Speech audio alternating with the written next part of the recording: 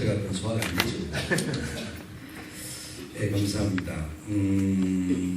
옆에 분들하고 다시 한번 같이 인사합시다. 사랑합니다. 축복합니다. 한번 더 인사합시다. 당신 때문에 살만납니다.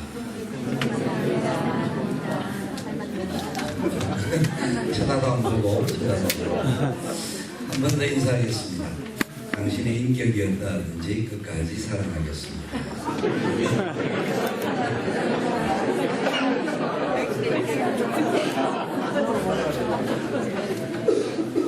저는 그 부분이 제일 좋습니다. 제 우리 목사가 항상 인사를 시킬 때 그렇게 인사를 시키더라고요. 당신의 인격이었다든지 끝까지 사랑하겠습니다. 우리는 좋은 사람들하고는 좋은 관계를 지낼 수가 있습니다. 그거는 내가 좋아서가 아니라 그 사람이 좋아서 그런 겁니다. 그런데 그렇지 못한 사람들하고는 좋은 관계가 되기 어렵습니다. 근데 상대방에 문제가 있다고 보지만 그 상대방의 문제 있는 만큼 나에게도 문제가 있습니다. 왜냐하면 우리는 본질적으로 그렇게 태어난 존재입니다. 본질적으로 저와 여러분들은 죄의 대가로 이 땅을 살고 있는 그런 존재들입니다.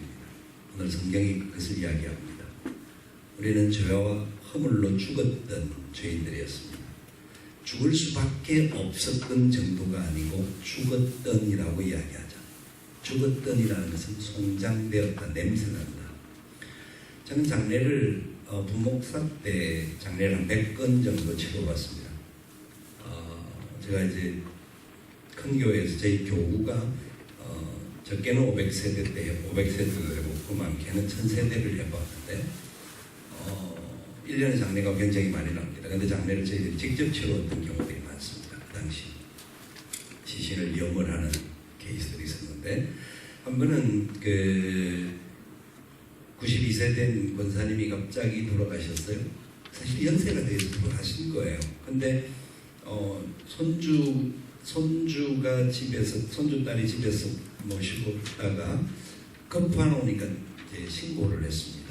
신고를 하다가 보니까 앰뷸런스가 왔는데 갑자기 돌아가신 노인임에도 불구하고 병원으로 바로 모시지 않고 돌아가셨다는 판정하고 난 다음에 비닐로 싸가지고 모시고 갔습니다. 목욕을 하는 중에 그랬는데 그래가지고 이제 이래저래 법원하고 왔다 갔다 검찰하고 왔다 갔다 하다가 그냥 병사가 노인이기 때문에 이제 정상적인 사망이라고 판결이 나고 난 다음에 이제 장례를 치르는데 서울 삼성병원에서 장례를 치르기 위하여서 갔습니다.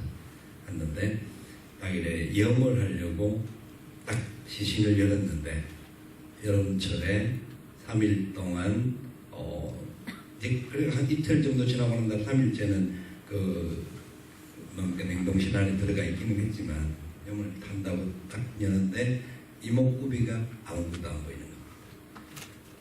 그건 안 본 사람은 말하기 어려운 거 봐도 지금 생각한 걸 보면 잠 못 주무실 분 혹시 계실지 모르는데 근데요 그걸 딱 보는 순간에 이제 장례를 원래 이제 염을 하고 난 다음에 마지막에 옷을 다 입히고 제 가족들을 쫙 돌아보면서 얼굴을 마지막 뵙게 하는데 이건 도무지 얼굴을 볼 수 있는 상황이 아닌 거예요. 그래서 장례를 염을 하기 직전에 장남을 불러가지고 보시라고 여차있자 이런 상황이니까 마지막에 얼굴을 볼 수 있는 상황이 아니다.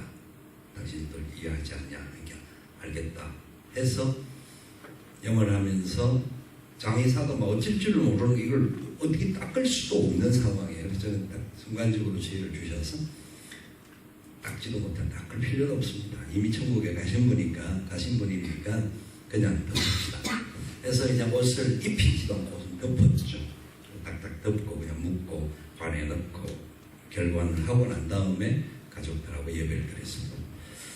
왜 그러냐면 제가 이 말씀을 드리는 이유는 사람이 죽으니까 또 죽어도 그 물 안에서 그렇게 금방 나왔다 목욕하고 나오신 분이신데도 불구하고 진짜 이거는 그냥 제가 여러 죽은 분들의 시신을 경험했지만 그 상태의 경우는 처음이었거든요. 참 인간의 마지막 부분 죽고 난 다음의 모습은 어떤 상태인지 표현이 안 되는 겁니다. 어떤 때는 이제 이상을 하기 위하여서 시신을 끄집어내어 가지고 다시 이제 옮길 때가 간혹 있었습니다. 그럴 때 보면 결국 인간의 죽음의 어떤 그 모습은 말하면 진짜 아무것도 아닌 거죠. 단점이 약간 붙어있는 경우들도 있고 하여튼 그런저런 상황들을 경험합니다.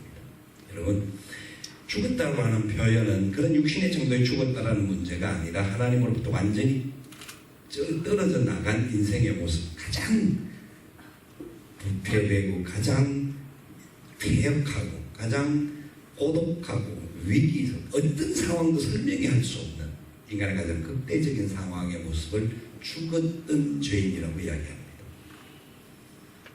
잘못했기 때문에 죽을 수밖에 없는 것은 그럼 그 중에 살아날 가망이 있다는 것인데 그 가망조차도 없는 죽었던 죄인들이 저와 여러분들이었습니다. 그 사실을 기억해야 합니다. 그런 우리들을 하나님께서 사랑하셔서 불러주셨습니다. 아멘. 아멘. 그런 저와 여러분들을 불러주신 그것을 은혜라고 합니다. 오늘 이것을 2장 8절 말씀은 많은 앞에 부분들 이야기를 할 수 있지만 우리가 어떤 상태에 있는가에 대해서 많은 부분을 이야기하고 있지만 오늘 좀 다른 각도에서 하나님의 부르심에 대한 부분을 좀 살펴보기 위해서 그런데요. 8절에 보니까 너희는 그 은혜로 의하여 믿음으로 말미암아 구원을 받았으니 이것이 너희에게서 나는 것이 아니요 하나님의 선물이라. 행위에서 나는 것이 아니요 이는 누구든지 자랑하지 못하게 함이라.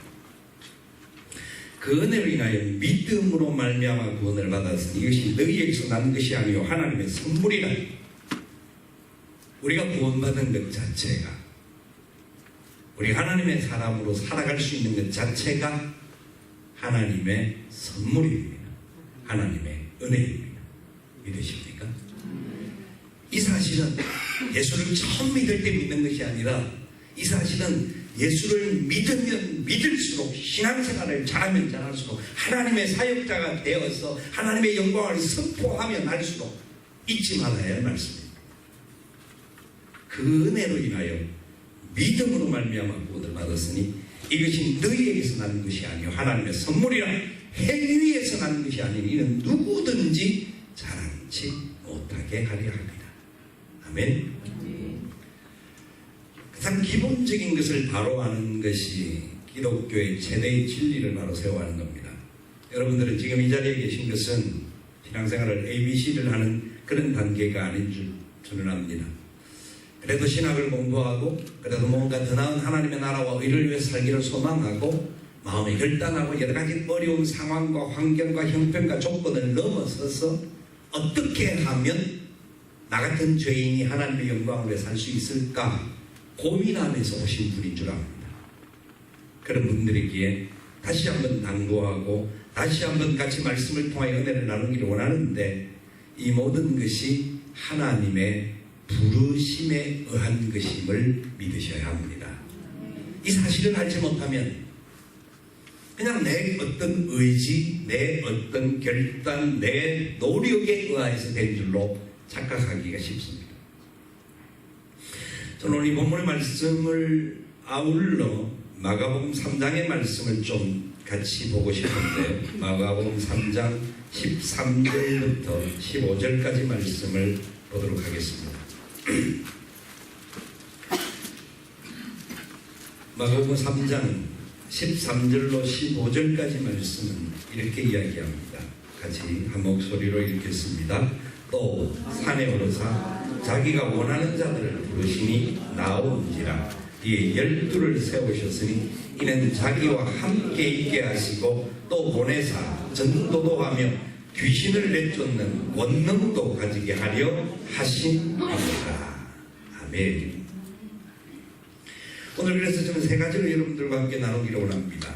첫 번째는 하나님의 은혜입니다. 하나님의 부르심은 하나님의 은혜입니다. 하나님의 계획입니다. 하나님의 부르심에 의해서 되어진 것입니다. 여러분 아십니까? 예수님이 제자들을 부르셨던 모습에서도 동일하게 이야기합니다. 어떤 사람들을 부르셨습니까? 12명의 제자들 어떤 사람들을 부르셨습니까? 예수님의 제자입니다. 다른 어떤 사람들의 제자가 아닙니다. 그냥 우리 목사 한 사람의 제자도 아니요, 그냥 어떤 학교의 스승의 제자도 아니요, 예수님의 제자입니다. 예수님이 그 제자를 부르실 때 어떻게 누구를 부르셨습니까? 어떤 컨디션을 가진 사람을 부르셨습니까? 그 사람이 가지고 있는 지식을 보고 부르셨을까요? 그 사람이 가지고 있는 경험을 보고 부르셨을까요? 그 사람이 가지고 있는 능력이나 그 사람의 무엇을 보고 주님이 부르셨습니까? 오늘 본문은 마가복음 3장에서의 본문은 이렇게 말하는 것이잖아요. 주님이 부르시는 12명의 제자의 부르신 조건은 딱 한 가지다. 뭐냐? 자기가 원하는 자들을 부르셨다. 뭐라고요? 자기가 원하는 자들을 부르셨다. 누가요? 예수님. 예수님이 원하는 자들을 부르셨습니다. 예수님이 원하는 자들을 부르셨습니다. 저는 예수님이 12제자를 부르시는 장면을 보고 너무너무 감사하지 않을 수가 없었어요. 여러분도 마찬가지라고 생각합니다만은 오늘 그 말씀을 좀 첫 번째 나누고 싶은데요. 예수님의 제자 12명을 살펴보면 그 면면이 어떻습니까? 베드로, 야고보, 요한, 그리고 안드레, 그리고 빌립과 바돌로메, 와테와 도모와 알페오 아들 야고보와 다데오와 가나안인 시몬이며 가룟 유다 12명을 부르셨는데 12명의 명함을 살펴보니까 현재 저보다 나은 사람이 아무도 없더라는 거예요. 지금 현재로는 여러분 제가 뭐 다른 자랑을 하고 무슨 말이냐면 저는 그래도 명함이라도 있습니다. 지금 어디에 가서 좀 소개를 하기 위해서 명함을 내어놓을 때가 있습니다. 그래도 뭔가 좀 이력이라도 붙어 있으니까 명함을 내는 거잖아요. 그런데 이 제자들 중에서 그 누구도 명함을 찍어서 세례와 마태는 명함이 있었을지는 모릅니다. 그래도 서기장이니까. 그런데 그 명함은 누구든지 받기를 별로 좋아하지 않았습니다. 뭔가 그 사람을 통하여 좀 사바사바하고 뭔가 국작공할 사람 아니고는 그 명함을 모르죠. 앞에서는 그 사람 명함 받으면서 당신이 한번 연락하겠습니다 하는지는 모르지만 그런데 예수님의 제자들 12명 중에서 명함이 문제가 아니라 그 어떤 족보도 내어놓을 만한 것이 없는 존재들이 예수님의 12제자들입니다. 고기 잡는 사람 4사람, 세리마테, 그리고 열심당원 시몬 1사람. 직업을 가지고 있다고 하면 이 정도의 사람이었습니다. 나머지 6사람은 정확하게 직업이 뭔지도 정확하게 알 수 없습니다. 세상 말로 놀고 있었는지 모릅니다. 여러 가지 환경과 형편과 어려움 때문에 어떤 상황에서 별로 좋지 않는 뭐한 문제들 때문에 자기는 하고 싶은 마음이 있는데도 불구하고 자기가 갈 수 있는 길이 전혀 없었는데 그런데 이 당시의 제자들은요 어떻게 뽑느냐면 도제 스타일이었습니다. 제자로 되기를 원하는 사람이 스승을 찾아가서 나를 좀 제자로 써주시기를 바랍니다. 그럴 때 스승들은 그 제자들을 보시고 그 제자들이 어떤 달란트를 가지고 있고 어떤 능력이 있고 앞으로 무엇을 할 수 있을 것인지 그리고 이 사람이 지금까지 쌓았던 업적이 무엇이며 지금 배경이 무엇인지를 확인하고 나서 그 중에 좋은 사람을 뽑습니다. 학교에서 학생을 뽑을 때는 테스트를 꼭 치면서 그가 거치고 난 다음에 뽑듯이 그런 과정을 거쳤습니다. 그런데 예수님의 12제자들은 아무도 시험을 본 사람이 없습니다. 그냥 주님이 보시고 그 사람 12명을 그 상황에 맞춰서 가서 그 사람들을 부르셨습니다. 이것을 다른 말로 은혜라고 합니다. 저는 그렇게 믿습니다. 저는 믿지 않는 가정에서 태어났다고 말씀을 드렸습니다. 여러분 했는지 안 했는지 다른 서발업 때는 모르겠는데요. 저는 믿지 않는 불신 가정에서 태어났을 뿐만 아니라 제가 2-3살 때 저희 외할머니 댁에 가서 잠시 있은 적이 있습니다. 그때 저희 외할머니는 항상 조그마한 산당을 모시고 그 앞에 무언가를 하는 분이었습니다. 어린 꼬맹이일 때는 뭔지는 모르지만 세월이 지나고 나서 보니까 그것이 그냥 다른 그런 우상을 섬기고 미신을 하는 무당과 같은 그런 일을 하셨던 분이셨던 거예요. 저 외삼촌은 제가 그 집에 있다고 뭐 이놈 새끼가 남의 집에 와 있냐고 지나가듯이 툭툭 때리고 그냥 때리는 정도가 하여튼 좀 심하게 그렇게 괴롭히셨어요. 그 과정을 지나고 난 다음에 이제 집으로 돌아와서 어머니하고 같이 지내는 동안 저희 어머님은 가끔씩 저를 데리고 절에 가셨습니다. 산에, 저희 동네 뒤에가 천만산이 있는데 그 천만산에 가면 큰 절이 하나가 있었는데 그 절에 가서 얼마나 열심히 기도하는지 모릅니다. 저를 옆에 앉혀놓고 제가 그때 한 7살쯤 되었던 것 같아요. 무릎 꿇고 그 방석에 앉아있게 하시고 옆에서 계속 108번 정도 3100까지 한 것 같지는 않습니다. 108번에 절을 하는 그런 모습들을 옆에 지키고 지금도 제가 그 불상을 보고 앉아있던 모습이 제 내비에 남아있습니다. 그래서 열심히 우리 저희 어머님은 절을 하고 또 그런 절을 쫓아다니고 그 어머니가 절을 하는 목적이 딱 한 가지인 것 같더라고요. 옆에서 지켜보니까 우리 자식들 잘 되게 해주시고 우리 남편 바람 피우는데 돌아오게 해주시고 간단한 겁니다. 인생 살아가면서 느낄 수 있는 수많은 많은 문제들이 그 당시 세대 속에서는 나 원만하게 경험했던 가난한 세대를 걸어갔던 인생들이 겪었던 그런 부분들을 저희가 그냥 동일하게 겪었습니다. 저희 어머님은 진짜 뭔가 잡을 것은 딱 한 가지밖에 없다. 잡은 시간 열심히 기도하는데 그 기도가 다른 곳을 향한 기도가 하나님을 향한 기도가 아니라 부처를 향하여서 그냥 자기 마음을 다스리는 것이었어요. 저희 어머님은 얼마나 열심히 계신 분인지 철야 기도도 잘하셨습니다. 대구강 팔공산이 있는데 팔공산 밑에 그 팔공산 쪽에 올라가면 큰 바위가 있습니다. 제가 모르지만은 어머니가 거기서 기도하는 걸 누가 사진 찍은 것을 나중에 보고 사진이 있더라고요. 그곳에서 밤을 새면서 기도하셨어요. 뭘 기도하셨을까요? 건강 주시고 또 우리 남편 진짜 정신 차리게 해주시고 우리 아이들 잘 되게 달라고 이남이 이녀여분 제가 막는데 그런 여러 가지 어려움들이 저희 누님들도 어려움을 많이 당하고 많은 어려움 속에서 세월을 지냈습니다. 그러고 난 다음에 저 형님이 먼저 결혼하고 제가 이제 신앙생활을 하기 시작했지만 저는 신앙공부 처음에는 제대로 지키지를 못했습니다만 어느 세월 지나가면서 하나님의 그 부름이 뭔지에 대한 은혜가 깨달아지기 시작했습니다. 자, 그래서 저는 이렇게 고백했습니다. 하나님, 나 같은 사람도 하나님의 일을 할 수 있습니까? 하나님의 사람으로 될 수 있습니까? 질문을 하면서 설교를 받아들였던 때가 있었습니다. 마지막 질문이 제가 그 질문이었습니다. 나 같은 사람도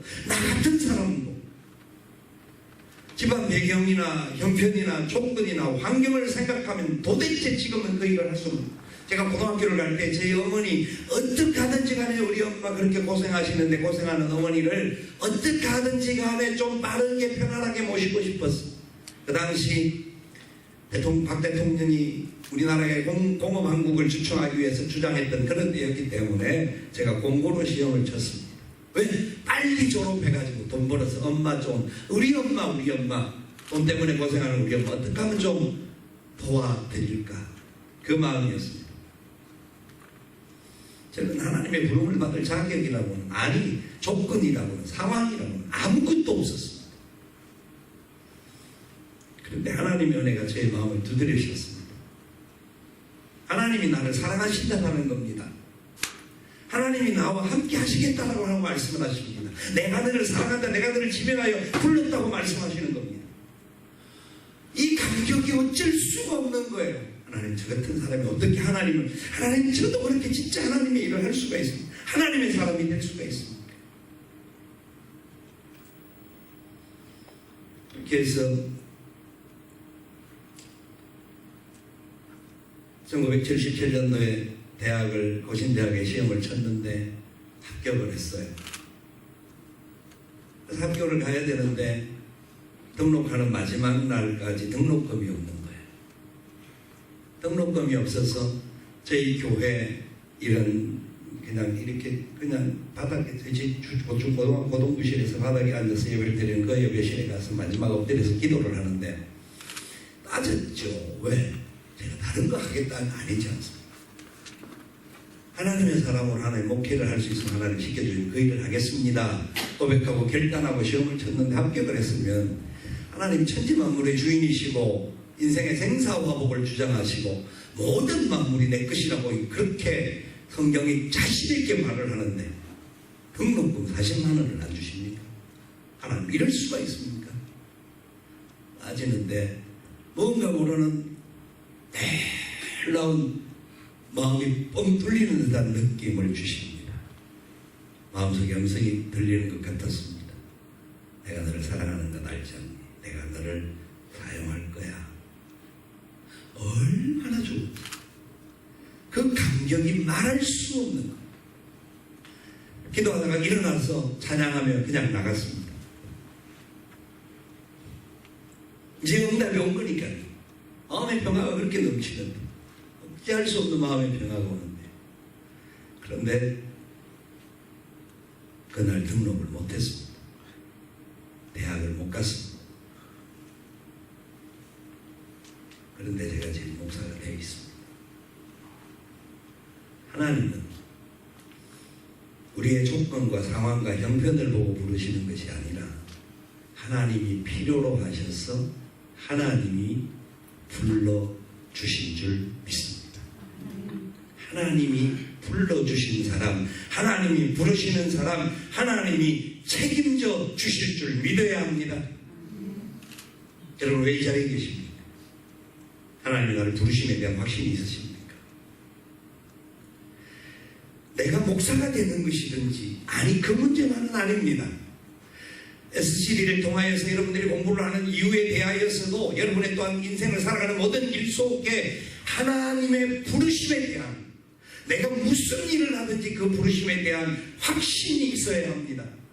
아니 하나님이 불러주셨다라는 분명한 나 자신 속에 증거가 있어야 합니다. 그것을 다른 말로 은혜라고 합니다. 하나님의 은혜가 여러분들과 함께하는 줄 믿으시기 바랍니다. 그 은혜 아니고는 우리는 살 수가 없습니다. 그 은혜를 통하여서 우리는 믿음으로 말미암아 구원을 받은 자들이고 구원을 받을 정도가 아니라 하나님께서 택하여 주셔서 우리가 어떤 조건 때문에 부름이 아니라 디모데후서 1장 12절에 하나님께서 바울을 향해서 이렇게 고백해 합니다. 하나님 나를 충성되이 여겨 내게 직분을 맡기셨으니 충성되이 여겨 라고 말을 합니다. 이것은 여러분 예쁘다라는 말과 예쁘게 여긴다 하는 말은 다른 차이가 있는 것 아시죠? 그냥 예쁘다라고 하면 보편적으로 객관적으로 어느 나라의 미스코리아 선발 우리나라 미스코리아 선발 대회할 때 그 기준에 찬 사람들을 보통 예쁘다라고 이야기합니다. 그런데 예쁘게 여긴다라는 말은 고슴도치도 지새끼가 예쁜 겁니다. 저녁 먹으면서 교수님 몇 분하고 이야기를 나누면서 교수님들이 가장 기죽는 이야기 중에 한 가지가 있는데 손자가 있는 사람 없는 사람 차이입니다. 근데 손자를 보지 않는 사람들하고는 인생을 나누지 말라는 이야기가 있습니다. 왜 그러냐면 이유가 다른 게 아닌 것 같더라고요. 손자를 보고 난 다음에 삶의 가치관들이 달라지는 것 같아요. 생각과 방향이 달라져요. 그전에는 합리적이고 이성적이고 어떤 여러 가지 부분에서 견주는데 손자를 보고 난 다음에는 손자에 대해서는요 조건이 필요 없어요. 정 교수님 저를 봐야 되나? 은혜를 받는 사실 그거는요 진짜 경험을 할 수가 없어요. 저도 제가 뭔지 손잡은 18개월 됐으니까요. 그전에는 그걸 몰랐어요. 그냥 누가 하도 제 친구들이 볼 때마다 이게 딱 사진을 열면 제일 앞에 나오는 게 이봐요. 이 전 초기 화면도 나오고 둘째 화면도 손잡고 이런 걸 보여주는 게 기가 차더라고요. 누가 보자고 그러냐. 그래서 돈 내고 말해라. 돈 내고도 말할 정도로. 근데 요새 한국에서는 이게 자꾸 보여주면 옛날에는 돈 내고 보여달라는 요새는 돈 주면서 보여주면 이제 안 보게 한다고. 그 정도로 하도 잘하고 하니까. 근데 이 기쁨을 제가 이제 쉬운 말로 이야기하면 외국을 자주 나올 때에 외국 자주 나올 때 선물을 자주 나오는 사람은 선물을 안 합니다. 그냥 가끔 나오면 선물을 하고 누구에게 뭘 갖다 주지만 자주 나오면 선물할 돈도 없고 사실 그렇지 않아요. 얼마나 자주 선물을 합니까? 자주 나오니까 돈 주는 사람도 없어요. 처음에 나올 때는 거기한테 좀 주는데 자주 나오니 저 인간이 또 가나 보다 싶어서 아무도 인사도 안 해요. 그냥 어떤 꼭 괜찮은 사람 한두 명만 그냥 잘 갔다 오십시오. 인사하는 정도지. 근데 그래도 그전에는 선물을 전혀 안 샀는데 요새는 나오면 꼭 선물을 삽니다. 누구 선물요? 손자 선물. 다른 선물은 안 사더라도 그거는 삽니다. 왜? 그냥 좋아요. 제 손자는 좀 아이가 머신하기는 한데 좀 이래 좀 부끄러움을 가지고 있는 자기 그 엄마 폭에서 잘 떨어지지 않는 그런 아이이기도 합니다. 왜냐면 교회 가끔씩 보면 하도 좋다면 다른 애들 좋으면 놀이를 좀 할 텐데 얘는 손 타는 너무 부담스러워. 사람들 보면 그냥 쌩 까는데 선수입니다. 그런데 이 쌩 까는 게 그냥 일반적인 사람들은 쌩 까는 게 아니라 할아버지인데도 쌩 깝니다. 가끔씩 보니까 얘가 그냥 안겨야 되는데 안기기는 그냥 고개를 돌립니다. 근데 그것도 좋다. 이해가 되실까요? 못돼 안 됩니다. 어떻게 다른 사람이 만약에 나를 보는데 갑자기 쌩 깐다. 그 인간 보겠습니까? 그런데 그 아이가 다른 예를 이렇게 제가 제 아내하고 이야기를 하면서 이렇게 얘기했어요. 아이가 이제 저희들이 오면 제가 안고 싶잖아요. 안고 싶은데 그래서 자기 애기 엄마가 저인데 며느리가 저인데 아버지하고 애기를 줘요. 주면요 얘가 막 자기 엄마한테 안 떨어지려고 막 몸부림쳐 1초도 안 안고 돌려줍니다. 이유는 딱 한 가지입니다. 계속 울면 너무 힘들까 싶어서 제가 이해가 안 되는 삶을 사는 것 같아요. 제가 그 말을 제 아내한테 하니까 자기는 그 정도는 아닌 것 같은데 그렇게 이야기를 하더라고요. 하는데 그런 마음이 들더라고요. 제가 아들을 키울 때는 굉장히 음하게 키웠습니다.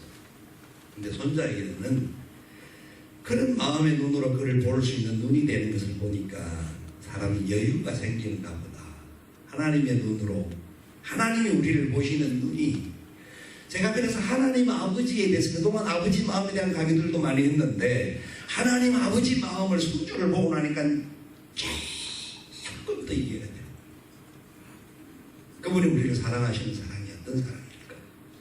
그분이 나를 향하신 사랑이 내게 베풀어 주신 그 은혜가 그분이 허물과 죄로 죽어서 영원히 송장으로 영원한 지옥 힘을 받아서 보호돼서 영원히 멸망의 구름등에 사야 할 우리들을 건져내셨을 뿐만 아니라 나같이 미련하고 나같이 둔하고 나같이 여러 가지 보면 조건도 없고 아무런 것도 내어놓을 만한 없는 사람을 부르셔서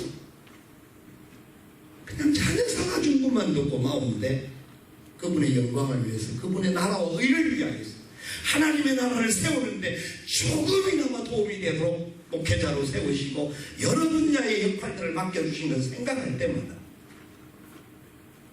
다른 나라에 설명할 필요가 없는 제가 가지고 있는 능력이나 조건이나 상황이나 어떤 형편으로도 설명이 안 되는 이야기입니다. 하나님의 은혜입니다. 여러분 그 은혜가 저와 여러분에게 동일하게 나타나는 줄 믿으시기 바랍니다. 그 은혜가 없이는 우리는 살 수 없습니다. 아니 지금 그렇게 살고 있다고 하면 이 밤에 하나님 내게 그 은혜가 다시 회복되게 도와 주시옵소서. 결단해야 합니다. 그 은혜의 맛을 모르고 산다는 것은 우리의 삶이 시편 34편에 여호와의 선하심을 맛보아할지어다 그에게 죽게 피하는 자는 복이 있다. 젊은 사자는 궁핍하여 줄일지라도 여호와를 찾는 자에게는 결코 결핍함이 없으리라. 아멘. 그 말씀을 잘 생각해 보십시오. 젊은 사자가 궁핍하여 줄인다라고 하는 것은 지구 모두가 자기가 살고 있는 모든 동네 반경이 다 기아 상태, 다 죽은 상태입니다.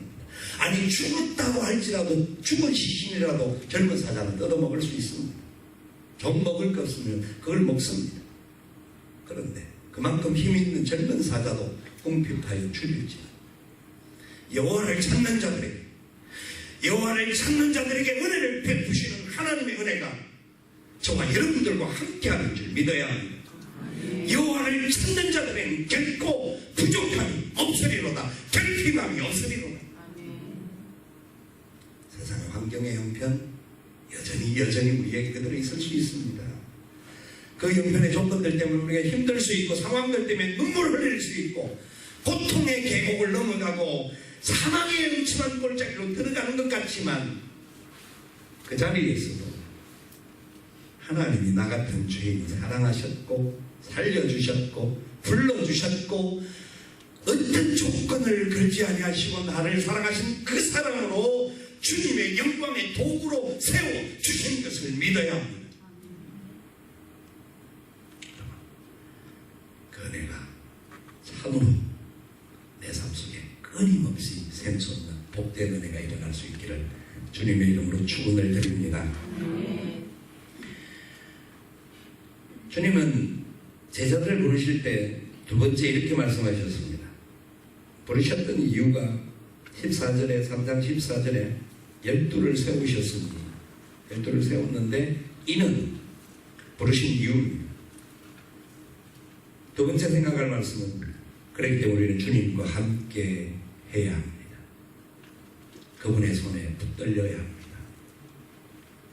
이유가 딱 한 가지입니다. 자기와 함께 있게 하시고가 첫 번째고 이유가 두 가지인데 두 번째가 뭐냐면 보내사 전도도 하며 귀신을 내쫓는 권능도 가지게 하십니다. 사명을 맡기시는 겁니다. 사명을 맡기기 이전에 부르신 자들을 향하신 주님의 계획이 뭐냐면 함께 하는 겁니다. 함께 하는 겁니다. 예수와 함께 계시니 지연이 와도 겁없네. 기쁨의 근원 되시는 예수와 함께 살리라. 날마다 주를 섬기며 갈수록 주를 사랑해. 그 사랑 안에 살면서 딴 길로 가지 않겠네. 아멘. 아멘 좀 해도 괜찮습니다. 이 힘을 쓰세요.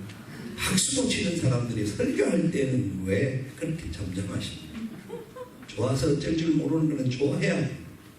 별로 좋지 않은 건 좋아라도 괜찮습니다.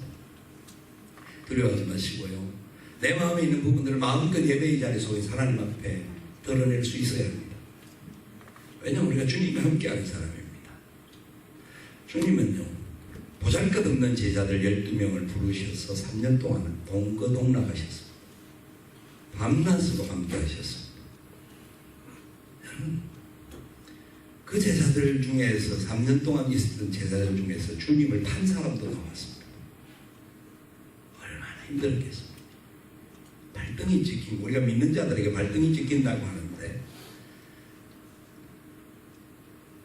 참 그걸 당해보지 않은 사람들은 모릅니다.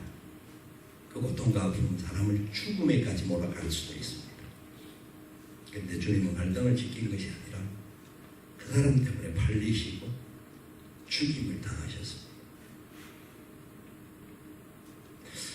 함께 있는 자들인데도 불구하고 그렇게 주님을 거역하고 배신하고 자기 가치관으로 주님을 세우기 위해서 주님을 팔기만 하면 주님께서 봉기하고 일어날 줄로 생각했어. 나는 유다는 뭔가 제리가 굉장히 잘 돌아가는 사람이었기 때문에 뭔가 그렇게 하면 그 다음 결과가 나올 줄로 생각을 했는데 아무것도 나오지 않는 것 같고 그러다 보니까 결국 자살합니다.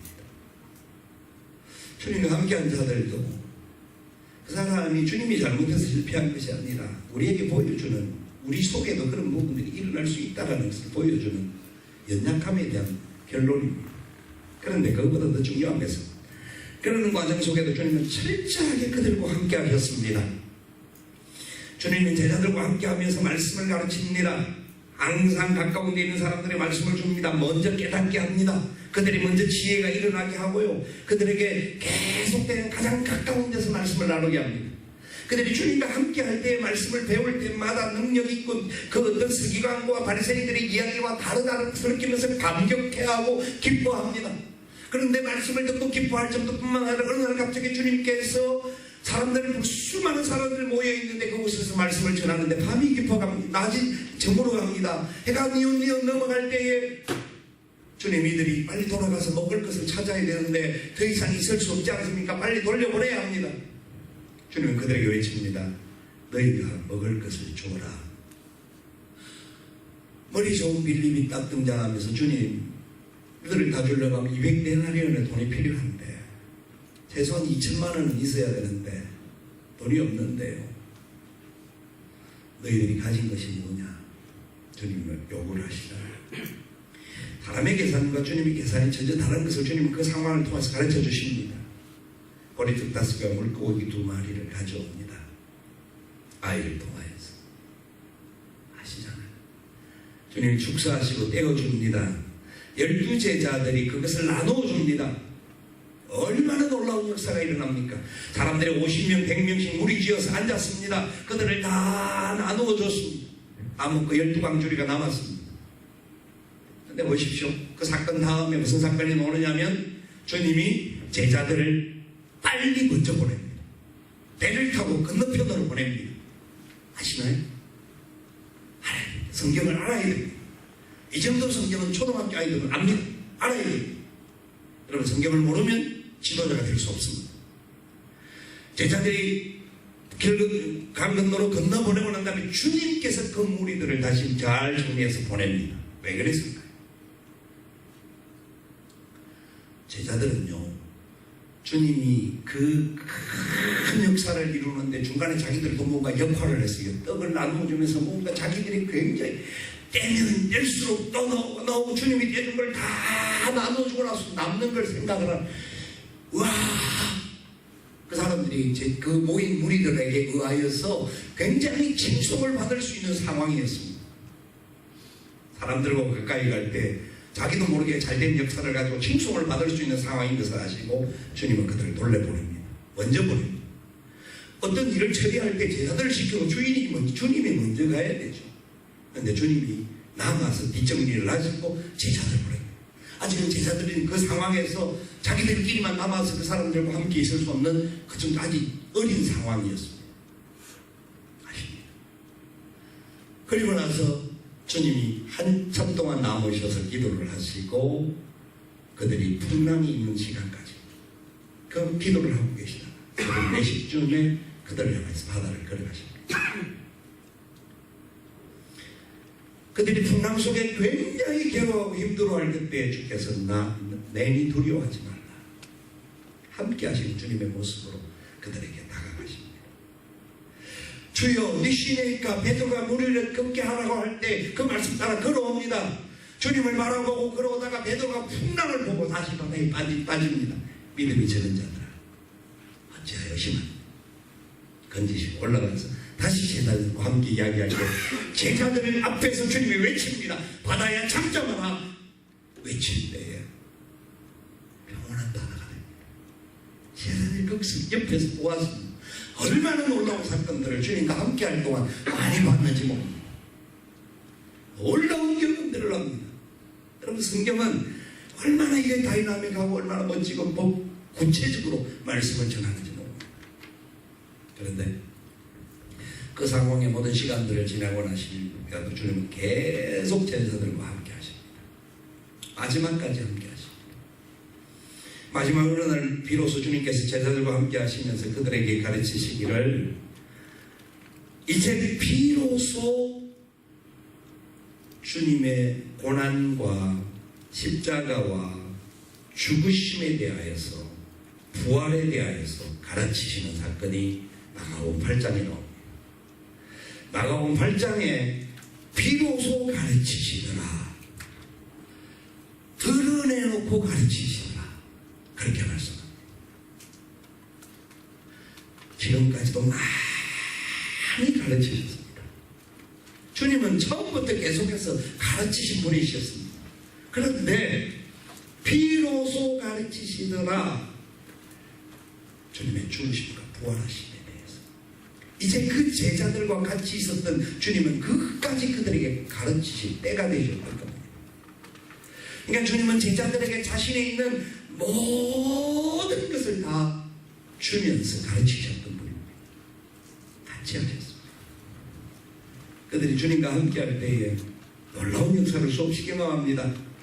죽은 자가 살아나는 것을 경험합니다. 병든 자들이 일어나는 것을 경험합니다. 주님은 그 옆에서 그들에게 그 모습을 보여주면서 주님과 함께할 때 모든 것이 일어나는 놀라운 역사를 경험합니다. 제자들은 그때만 얼마나 감격했는지 아시겠나요?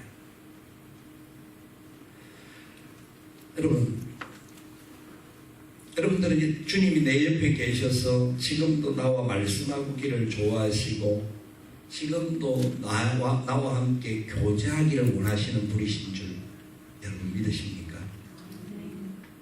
그 상황을 여러분 계속해서 경험하고 계십니까? 신학을 하기 때문에가 아니라 나를 부르신 그 주님의 은혜와 사랑 때문에 주님을 향하여서 내 마음이 열려지고 주님 앞에 가까이 나아가고 주님의 손에 붙들려 살기를 소원하는 그런 마음이 여러분들 안에 계속해서 일어나야 합니다. 고신대학을 다닐 때 그 이후에 다시 시간 지나고 난 다음에 다른 학교를 한번 거쳐서 다시 고신대학에 입학을 하고 하나님 말씀이 너무 좋아서 학교 다닐 때 고등학교 때부터 학교 안에서 그 버스 가는 그 많은 버스 안에서도 지금은 잘 못하는데 그때는 진짜 그 안에서도 성경을 읽고 그 많은 버스 안에서라도 진짜 주님을 조금이라도 가까이 하고 싶은 마음속에서 그랬던 적이 있습니다. 대학 시절에 학교를 가는데 아침에 일어나서 뭐 새벽기도는 그 당시 뭐 사역자가 아니니까 처음 그 상황에서 그냥 또 교회는 멀리 있었고 그래서 집에서 아침에 일어나서 큐티를 하는데 얼마나 좋던지 그 말씀이 달려오만 그 말씀 속에 붙잡혀서 주님을 교제하는 시간이 좋아서 기도하다가 일주일에 한두 번 정도 학교를 지각한 적들이 있었어요. 주님의 말씀이 주님이 나를 사랑하시고 내 곁에 계시고 나와 함께한다는 그 은혜의 역사들을 경험했던 시간들이 세월이 가면서 계속해서 그 어떤 것보다 주님과 교제하고 주님과 함께할 때 가장 기쁘다라는 것을 느끼는데 그런데 세월이 지나가면서 어떤 때는 내가 주를 위해서 산다고 하고 이제는 목사가 되고 어디에 가도 주님 앞에 영광을 드러내고 다른 사람들 앞에 가르치는 자가 되었음에도 불구하고 너무 바빠서 주님과 교제 못할 때가 있을 때가 제법 많습니다. 24시간 삶이 주님과 교제한다고 마음으로 생각하고 있지만 내 영적인 풍성함을 위하여서 더 머리 조아리고 주님과 더 가까이 나가야 되는데 진짜로 다윗과가 실패할 수 있는 확률들이 생기는 것들을 경험할 때가 있습니다. 여러분, 신앙을 한다고 주님과 깊어지는 게 아닙니다. 목사가 된다고 가만히 깊어지는 게 아닙니다. 주님은 우리와 언제나 함께하기를 원하고 우리가 주님과 함께하기만 하면 능치 못함이 없고 주님과 함께하는 그 자리가 바로 하나님의 나라가 되게 해 주십니다. 그런데 우리는 너무나 많은 학교 레포트를 써야 되기 때문에 주님과 같이 할 수 있는 시간이 없을 때가 있습니다. 레포트가 주님과 함께하는 것으로 대체되어질 수 있다고 착각할 때가 있습니다. 내가 학식이 높아지고 내가 더 지식이 많아지고 내가 신학적인 고찰을 더 많이 한다고 해서 주님과 같이 하는 게 아닐 수 있습니다. 그럴수록 짧은 시간이라도 깊이 있게 주님과 만남이 있어야 되고 주님과 교제함이 있어야 합니다. 순간순간마다 필요할 때마다 문제가 생길 때마다 원수가 나를 넘어뜨릴 만 강한 역사가 나타나더라고요. 주님은 그 원수의 모든 것을 다 담당하시고 나를 위하여 모든 것을 다 경험하셨던 그 분이심을 기억하면서 주님의 음성을 들을 수가 있어야 합니다. 주님이 이때 어떻게 해야 됩니까? 이때 날 보고 뭘 하라고 주님께서 이런 아픔을 주십니까? 왜 피곤한 이 몸인데도 불구하고 주님께서 계속 가의 길을 맡기십니까? 이유가 무엇입니까? 저는 선교지를 여러 번 다니면서 그냥 일반 여러분들같이 단기 선교를 가는 것이 아니라 선교 지도자들을 만나러 갔죠. 거기 오히려 어떨 때는 너무 피곤할 때가 많습니다. 사람들이 다 똑똑하다 보니까 자기 주장을 많이 하고 끝까지 고집을 꺾지 않는 여러 사람들을 볼 때가 있습니다. 저는 갈 때마다 어떤 때는 너무 일이 많고 다른 제 교회 사역도 많기 때문에 이번에는 좀 안 갔으면 싶어 하는 마음이 생길 때가 있습니다. 그때만 딱 한 가지는 질문합니다. 하나님의 계획이 뭡니까? 하나님의 뜻이 뭡니까? 하나님의 뜻이 뭔데 지금 이 상황에 저를 그곳에 가게 하십니까? 가서 보면 하나님의 뜻이 나타나는 것을 봅니다. 절대로 하나님이 함께 하시는 그 공간 속에서 역사하심을 반드시 보여주시지 않을 때가 없습니다. 이것을 위해서 보냈구나. 저 한 사람 만나서 함께 울어주고 함께 손 내밀어주고 함께 하나님의 살아계심을 내 안에 살아계신 하나님의 모습을 보여주게 하기 위해서 나를 보내셨구나. 여러분, 그 주님과 함께 할 수 있기를 축복합니다. 함께 하셔야 합니다. 그 주님의 손에 붙들려야 합니다. 마음이 열려야 하고 눈이 열려야 하고 우리의 귀가 열려야 합니다. 주님과 함께하지 않으면요 우리는 실패자가 됩니다.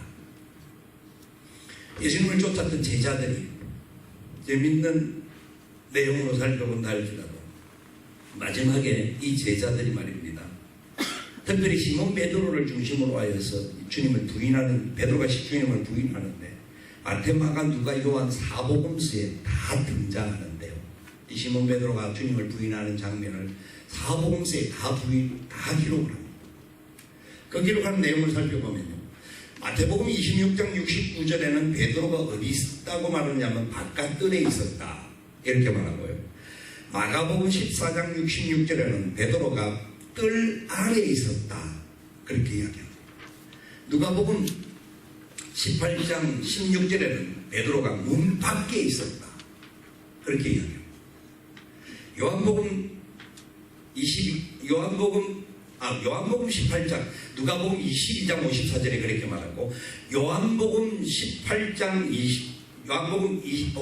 22장에는 멀찍이 있었다고 말하고 누가복음 22장에 요한복음 18장에 문 밖에 있었다라고 이상하게 거리감에 대한 이야기를 합니다.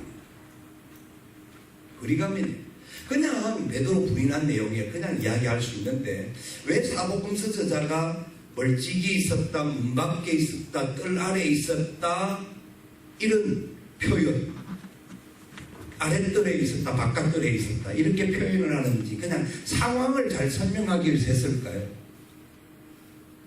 지금 베드로의 마음 상태를 이야기하는 것을 볼 수 있습니다. 요한복음 18장 15절에 이렇게 성경이 기록되어 있는데 시몬 베드로와 또 다른 제자 한 사람이 예수를 따르니 이 제자는 대제사장과 아는 사람이라 예수와 함께 대제사장의 집들에 들어가고 이 제자가 누굴까요? 요한입니다. 요한은 제사장과 알기 때문인지는 몰라도 어쨌든 예수님이 힘을 당하는 그 앞에 바로 옆에까지 갔는데 베드로는 문 밖에 서 있었다라고 요한은 기록하고 있습니다.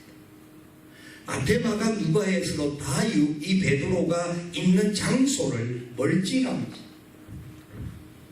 3년 동안 예수님과 함께 동행했고 3년 동안 예수님과 함께 동행하면서 예수님 앞에 고백합니다. 주는 그리스도시요 살아계신 하나님의 아들이십니다. 바이오나 시몬의 이르게 알게 하시니가 다른 어떤 사람의 성품에서 하나님께서 내게 주신 은혜다. 너의 것이 고백에 의해 내가 교회를 세우겠다. 얼마나 큰 칭찬을 받는지 모릅니다.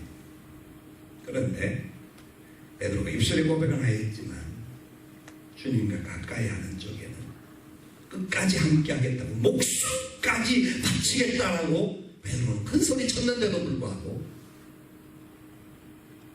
멀찌감치 그리고 한 여종의 질문 앞에 부인할 뿐만 아니라 예수님을 저주하면서까지 주님을 돌았습니다. 왜요? 자기가 살고 싶어서. 주를 위해서 죽겠다고 결단했던 베드로조차도 주님의 말씀의 깊이를 정확하게 알지 못하니까 입술로는 고백했지만 주님의 뜻이 무엇인지를 알지 못하니까 그럼 주님을 부인하는 자리까지 나아갑니다. 여러분, 신학을 한다고 목사가 된다고 다 주님의 영광을 나타내는 게 아닙니다. 주님과 함께해요. 주님과 날마다 함께 하셔야 합니다. 어떤 상황일지라도 주님을 발견해야 합니다. 그 상황 속에서 주님이 주시는 은혜 안에 찬양하며 살아갈 수 있기를 소망합니다.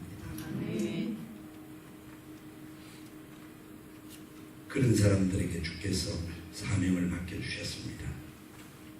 주님은 제자들의 실패의 과정까지도 다 아셨지만 그들에게 사명을 맡기셨습니다. 마가복음 3장에 그 사명을 따라서 그들은 전도도 하고 귀신을 내쫓는 권능도 가졌습니다. 주님은 사명을 맡길 때에 그 부르심에 합당하게끔 능력까지 주시는 분이십니다. 저는 신학대학을 가고 싶어서 시험을 치지만 등록금을 얻지 못했지만 그 이후에 또 다른 공부를 하고 결국 다시 고신대학을 들어가서 공부를 다 하고 총신대학 신대원을 가고 목사가 되고 그리고 여러 가지 사역들을 감당하게 하시고 또 계속해서 공부할 수 있는 기회도 하나님께서 주셨습니다. 지금까지 올 수 있었던 겁니다. 하나님이 함께 하시는 자에게 능력을 주시기를 원하시고 은혜를 더하시기를 원하고 사용하기를 원하시는 겁니다. 주님의 손에 붙들리는 자들은 깨끗한 그릇이 되어서 그가 어떤 상황이든 간에 주님의 영광의 도구로 사용하기를 원하십니다. 어제 제가 주책바가지라고 말씀드렸는데 그 생각했던 이야기였는데 갑자기 생각이 난 이야기였습니다.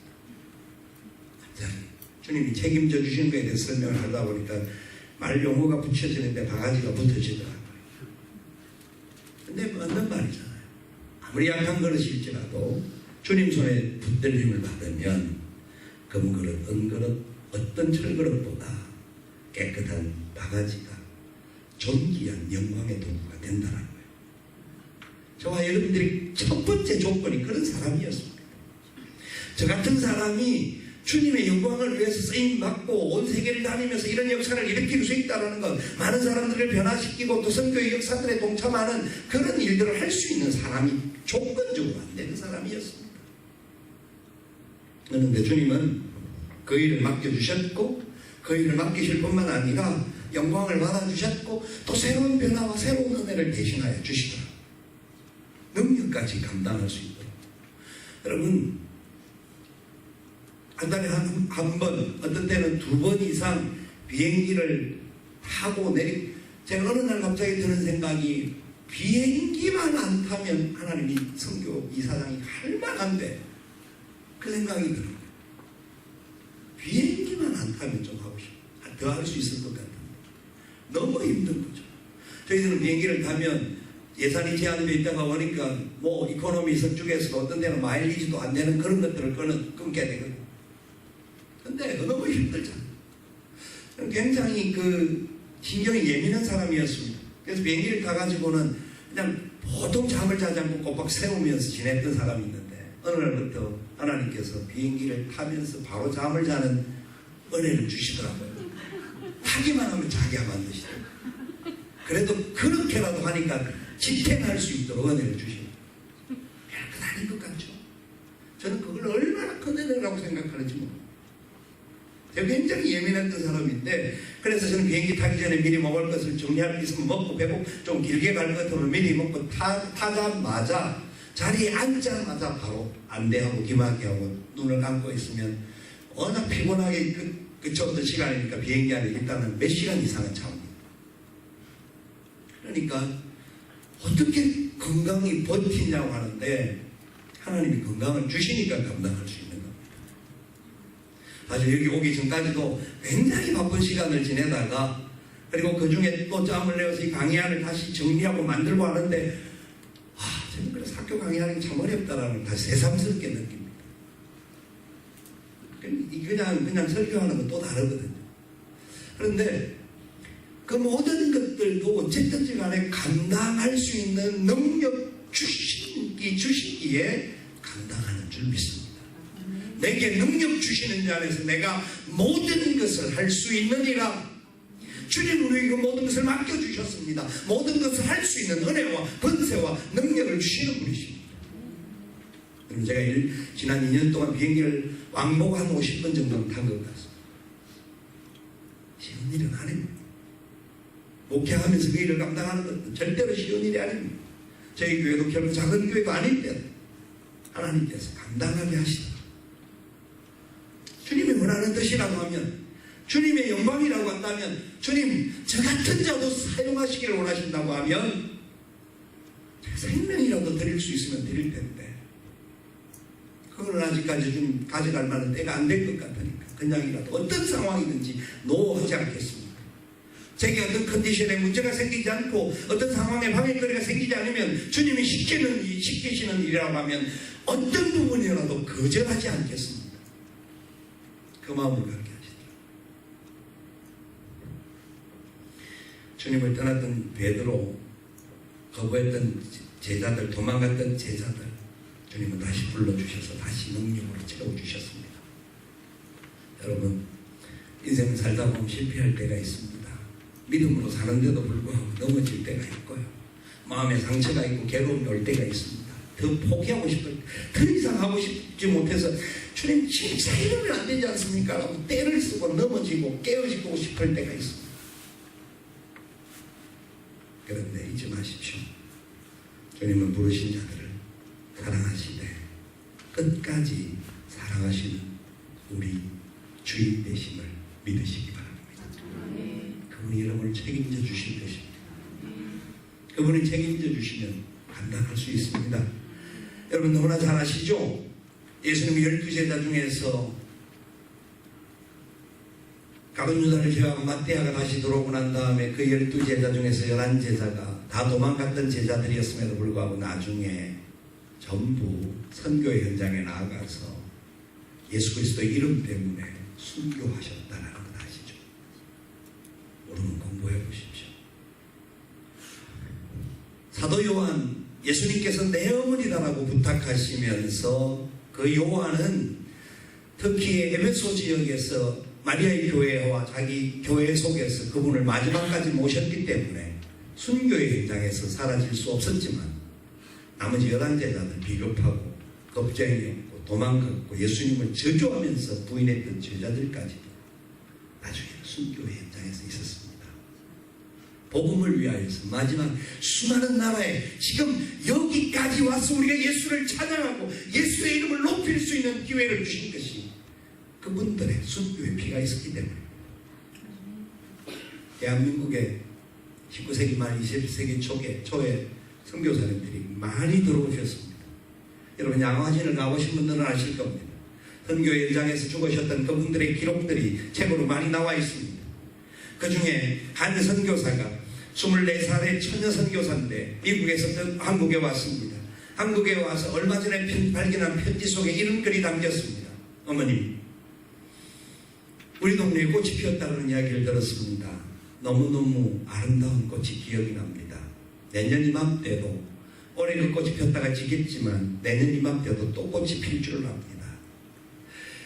조선의 많은 백성들이 지금 하나님 앞으로 달려오고 있는 것을 봅니다. 멀리서 어떤 사람들은 맨발로 복음 듣기 위하여서 달려오는 사람들을 보면서 마음이 너무나 뜨겁습니다. 그런데 주님 어머니 본부에서 모든 선교사들을 철수하라고 합니다.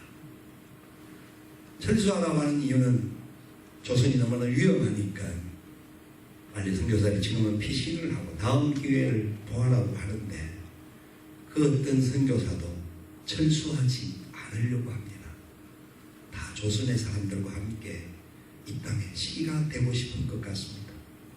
선교의 피를 흘리고 싶은 것 같습니다. 어머니, 저는 조선을 위한 하나의 시가 되기를 원합니다. 제가 비록 이 땅에서 어머니를 다시 못 보는 시간이 있을지는 모르지만 조선의 백성들이 어느 날 수많은 피 뿌려졌던 시 때문에 그 한 알 두 알 뿌려졌던 우리 선교사님들의 시 때문에 저들이 이 복음의 씨를 가지고 열방을 향하여 나아가 모든 열방의 사람에게 축복의 통로가 되는 것을 기대하면서 저는 하나의 미랄이 되어지기를 바랍니다. 기도해 주시기를 바랍니다. 여러분, 저는 그거를 읽을 때마다, 되뇌일 때마다 그들의 수고와 땀과 눈물과 헌신에 대해서 나 같은 죄인이 조금이라도 보답할 수 있는 게 뭘까 생각해 봅니다. 그들은 너무나 어리고 너무나 좋은 환경에서, 그리고 좋은 대학에 나와서 미국에 그냥 있으면 출세의 길이 있음에도 불구하고 그들은 조선 백성들을 위해서 복음을 들고 와서 순교의 피를 흘렸던 귀한 하나님의 선물들이었습니다. 그들 중에는 이름도 없는 용사들도 있습니다. 제가 어느 날 부산에 유해묘지에도 가면 무명의 용사의 묘가 있는데, 그거는 본래 있는 줄 알았고 어느 지역을 가도 그런 것이 있는 걸 봤는데, 어느 날 설악산의 교육자들과 함께 가다가 그 비선대를 올라가는 중에 한쪽 귀퉁이에 뭔가 건물이 하나 있더라고요. 궁금해서 자세히 살펴보니까 그곳에 무명의 용사의 묘가 있더라고요. 6.25 동란 때 각 나라에서 와서 죽었던 사람들이 유해묘지도 모신 사람이고 다른 데 모신 사람들도 있는데, 그들을 정확하게 발견하지 못했던 사람들은 그 설악산 한 귀퉁이에 무명의 용사의 묘가 있더라고요. 그들이 우리나라를 위해서 와서 6.25 동란 중에 예수를 믿든지 안 믿든지 상관없이 그들조차도 한 나라를 살리기 위하여서 군번도 찾을 수 없는 그들, 죽음의 길을 갔던 그들 때문에 대한민국이 살아났던 것도 하나님의 은혜였습니다. 여러분, 세상에서 유명해지기를 원하시기 위해서 이 자리에 계신 거 아니지 않습니까? 내 이름이 더 높아지고 내가 좀 더 권세 있는 자가 되고 내가 사람들 앞에 큰 소리 치고 싶어서 이 자리에 계십니까? 다른 길을 찾으시면 좋습니다. 훨씬 높아질 수 있는 길들이 세상에 많습니다. 이 자리에 혹시 무명의 용사로 아무것도 이름은 남기지 않을지 몰라도, 누구 앞에 설지라도 보잘것없는 사람으로 그 형장의 이슬과 같이 사라지는 사람이 되어질지도 모릅니다. 그러나 하나님은 그런 사람들을 끝까지 사랑해 주신 것입니다. 여러분 안에 이 학교를 통하여서 하나님의 복음의 역사를 더 깊이 있게 배우시길 바랍니다. 그래서 하나님이 원하시는 그 자리 앞에 당당하게 주여 부족하지만 나를 보내어 주옵소서, 나를 주의 도구로 사용하여 주옵소서, 주의 뜻이라면 가겠습니다, 주의 뜻이라면 쓰임받기를 원합니다, 결단하며 나아가는 하나님의 사람들 되어질 수 있기를 주님의 이름으로 축원을 드립니다. 사랑하시는 주님 감사합니다.